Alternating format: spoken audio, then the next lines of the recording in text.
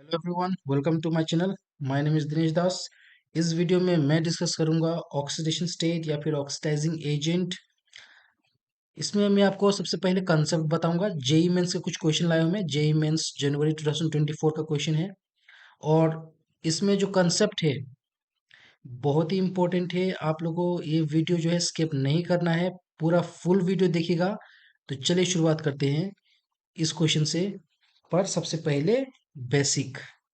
तो देखिए, एक होता है ना ऑक्सीडाइजिंग एजेंट टर्म, दूसरा होता है रिड्यूसिंग एजेंट टर्म। तो कैसे पता चले कि कौन सा मॉलिक्यूल जो है वो ऑक्सीडाइजिंग एजेंट बिहेव करेगा और कौन सा मॉलिक्यूल या फिर रिएजेंट है जो रिड्यूसिंग एजेंट बिहेव करेगा। तो एक पॉइंट हमेशा नोट करके रखना है आप लोग को। कोई भी एलिमेंट ना, सेंट्रल एलिमेंट जो होता है, अगर वो कोई मॉलिक्यूल में प्रेजेंट है, लाइक अगर कोई मॉलिक्यूल फॉर्मेट में है और अगर उस एलिमेंट का ना, अगर वो एलिमेंट अपना हाईएस्ट ऑक्सीडेशन स्टेट है में प्रेजेंट है ना, हाईएस्ट ऑक्सीडेशन स्टेट में प्रेजेंट है, तो वो मॉलिक्यूल जो है ऑक्सीडाइजिंग एजेंट की तरह काम करेगा। ठीक है। वही एलिमेंट या फिर कोई दूसरा एलिमेंट, ठीक है, अगर एक ऐसा मॉलिक्यूल में प्रेजेंट है जिसमें उस एलिमेंट का जो ऑक्सीडेशन स्टेट होता है अगर वो लोएस्ट है, तो वो मॉलिक्यूल एक रिड्यूसिंग एजेंट की तरह काम करेगा। ठीक है। कंसेप्ट ये पता हो गया आपको। तो चलिए पता करते हैं अभी ये जो ऑप्शन जो दिया गया है इस क्वेश्चन में, वो पता करते हैं। तो क्वेश्चन ये हम लोग को पूछा गया है कि लाइक ये जो आयंस दे गए हैं ना यहाँ पे चार ऑप्शन में, इन सभी में कौन सा ऐसा मॉलिक्यूल है या फिर कौन सा ऐसा आयन है जो एक ऑक्सीडाइजिंग एजेंट की तरह काम नहीं करता, मतलब वो ऑक्सीडाइजिंग एजेंट है ही नहीं। ठीक है ना। तो चलिए पता करते हैं। ठीक है, पहले मुझे एक बार क्लियर करने दीजिए। हाँ, क्लियर हो गया। ओके ना, नेक्स्ट। तो देखिए, सेंट्रल एटम कौन सा है इसमें? मैंगनीज। ठीक है ना। तो इसमें मैंगनीज का जो लोएस्ट ऑक्सीडेशन स्टेट है वो है +2। मतलब कि कोई भी ऐसा मॉलिक्यूल या फिर कंपाउंड जिसमें मैंगनीज का चार्ज +2 है, वो एक रिड्यूसिंग एजेंट की तरह काम करेगा। ठीक है। दूसरा है हाईएस्ट ऑक्सीडेशन स्टेट है इसका +7। कोई भी मॉलिक्यूल जिसमें मैंगनीज का चार्ज +7 है उसमें ये एक ऑक्सीडाइजिंग एजेंट की तरह काम करेगा। ठीक है। तो चलिए जान लेते हैं इस मॉलिक्यूल में मैंगनीज का चार्ज कितना है। यहाँ पे मैं ऊपर में लिख दे रहा हूँ, मैंगनीज प्लस ऑक्सीजन। यहाँ आपका चार्ज कितना होगा? -2। कितना तो है? 4। ओवरऑल चार्ज इस पे कितना मेंशन किया गया है यहाँ पे? -1, तो इक्वल टू -1। तो देखिए यहाँ पे 4 2 इस तरफ -8 हो गया, -8 को इस तरफ लेके आइए तो +8 बन जाएगा। टोटल कैलकुलेट कीजिएगा तो मैंगनीज का चार्ज कितना मिलेगा यहाँ पे? +7 मिलेगा कि नहीं? +7 क्या हुआ? हाईएस्ट ऑक्सीडेशन स्टेट, यानी कि ये मॉलिक्यूल एक ऑक्सीडाइजिंग एजेंट की तरह काम करेगा।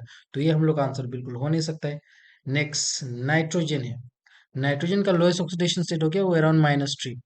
दूसरा हो गया अराउंड +4 और +5। ठीक है ना। तो यहाँ पे तो ऑलरेडी -3 मेंशन कर दिया गया है पावर में। ठीक है ना। तो ये ऑक्सीडाइजिंग एजेंट की तरह बिहेव नहीं करेगा ये। तो यही हुआ एक आंसर। ठीक है। नेक्स्ट जान लेते हैं ब्रोमीन। ब्रोमीन का लोएस्ट होगा अराउंड 0 या फिर -1। ठीक है ना। ये सब। फिर दूसरा हो जाएगा अराउंड +5 और +6। ठीक है। तो जान लेते हैं इसमें ब्रोमीन का चार्ज कितना है। ब्रोमीन, ठीक है, ऑक्सीजन का इसमें -2 होगा into 3 equal to 0। Bromine equals to here, इसमें चार्ज कितना हो जाएगा? और -6 हो जाएगा, दूसरी तरफ लेके आएगा तो +6। ठीक है। ये तो हाईएस्ट हो गया। तो ये भी एक ऑक्सीडाइजिंग एजेंट की तरह काम करेगा, ना ही कि reducing agent. Next sulphate ion. ठीक है ना। सल्फर का बात करूं तो यहाँ पे मैंने आपको एक और मॉलिक्यूल दूंगा पहले लिख के, H2S। यहाँ पे सल्फर का चार्ज कितना होगा? हाइड्रोजन का हो गया +1 इंटू 2 +2, दूसरी तरफ लेके आएगा तो ये हो जाएगा -2। ठीक है। सल्फेट का पता कर लेते हैं। सल्फर, ऑक्सीजन का चार्ज होगा यहाँ पे -2 into 4 equal to, overall charge यहाँ पे कितना मेंशन किया गया है ऊपर में? -2। ठीक है। तो सल्फर का कितना हो जाएगा? ये हो गया आपका -8। -8 को दूसरी तरफ लेके आए तो हो जाएगा, कैलकुलेट करने से +6। +6 + 5 सल्फर का हाईएस्ट ऑक्सीडेशन स्टेट है। तो इस फॉर्मेट में सल्फर मॉलिक्यूल जो है वो हमेशा ऑक्सीडाइजिंग एजेंट की तरह काम करेगा। और इस मॉलिक्यूल को देख लिए H2S को, यहाँ पे सल्फर का चार्ज कितना है, -2। ये एक लोएस्ट है, इसलिए H2S एक रिड्यूसिंग एजेंट की तरह काम करता है। तो आई होप ये कंसेप्ट आपको समझ में आ गया होगा। नेक्स्ट क्वेश्चन पे मूव करते हैं अभी। तो नेक्स्ट क्वेश्चन ये बोल रहा है कि कुछ मॉलिक्यूल्स दिया गया है, ठीक है ना, इनमें से हम लोगों को वो मतलब कि मतलब कितना मॉलिक्यूल्स है जिसमें जो सेंट्रल एटम है ना उसका चार्ज +4 ही है, कितना ठो है, 2 3 4 या फिर कितना ठो है, ठीक है ना। तो पता कर लेते हैं। सबसे पहला आता है आपका बेरियम सल्फेट, ठीक है ना। बेरियम का इसमें चार्ज हो जाएगा +2, सल्फर ऑक्सीजन का -2 यहाँ पे × 4 = 0। तो कितना हो जाएगा, ये हो गया आपका -8, ठीक है ना। -8 इंटू -8 हो जाएगा, ये हो गया +2। तो कितना हो जाएगा, -6। -6 को दूसरी तरफ लेके आए, हो जाएगा +6। तो ये आंसर हो नहीं सकता है क्योंकि क्वेश्चन पूछा गया है कितना मॉलिक्यूल्स, कितना ऐसा मॉलिक्यूल है जहाँ पे सेंट्रल एटम +4 है, उसका ऑक्सीडेशन नंबर। नेक्स्ट थाइल क्लोराइड का चेक करते हैं। यहाँ पे सल्फर हो गया, -2 चार्ज लिखिए। और क्लोरीन का चार्ज यहाँ पे ओवरऑल कितना हो जाएगा, क्योंकि क्लोरीन का चार्ज होगा -1, -1 इंटू 2 हो जाएगा -2 = 0। तो ये कितना हो जाएगा, -4। अगर इसको दूसरा तरफ लेके आओगे तो क्या कितना हो जाएगा, ये +4, यहाँ पे +4 है। तो ये एक आंसर हुआ, ठीक है। नेक्स्ट मूव करते हैं। SF4, यहाँ पे फ्लोरीन का चार्ज होगा -1, पर कितना फ्लोरीन है, 4। तो ये भी एक आंसर हो गया, यहाँ पे भी वही सेम है। सल्फर यहाँ सॉरी H2SO3 में भी वही सेम।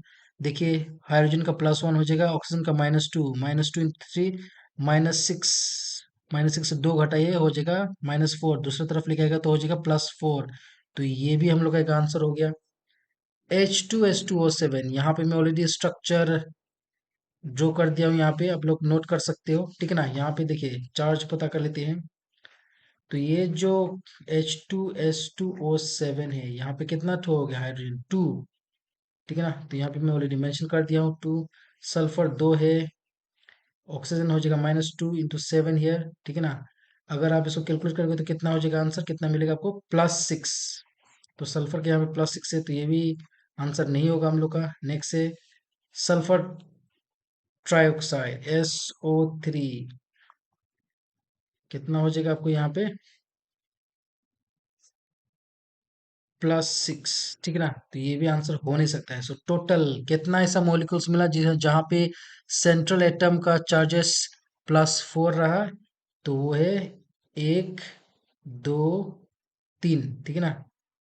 3 हो गया इसका आंसर।